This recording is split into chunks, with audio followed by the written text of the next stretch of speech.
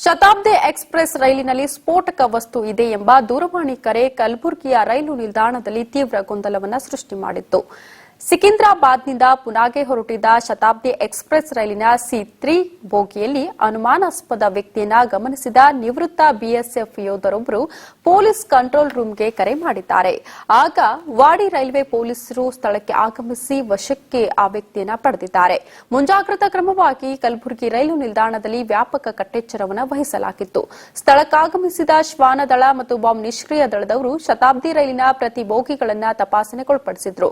ತಪಾಸಣೆಯ ಕಾರಣಕ್ಕಾಗಿ ಶತಾಬ್ದಿ ಎಕ್ಸ್‌ಪ್ರೆಸ್ ರೈಲನ್ನು 1.5 ಗಂಟೆಗೂ ಹೆಚ್ಚು ಕಾಲ ಕಲಬುರಗಿ ರೈಲು ನಿಲ್ದಾಣದಲ್ಲಿ ತಡೆದು ತಪಾಸಣೆ ಮಾಡಲಾಗಿದೆ ಅಂತ ಪೊಲೀಸ್ ಅಧಿಕಾರಿಗಳು ಸ್ಪಷ್ಟೀಕರಣ ಕೊಟ್ಟಿದ್ದಾರೆ.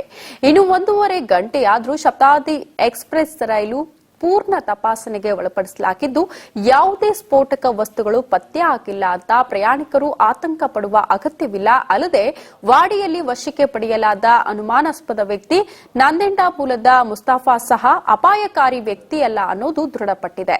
ಇನ್ನು ಐಜಿಪಿ ಬಿ ಶಿವಕುಮಾರ್ ಈ ಬಗ್ಗೆ ಒಂದು ಸ್ಪಷ್ಟೀಕರಣವನ್ನು ಕೊಟ್ಟಿದ್ದಾರೆ.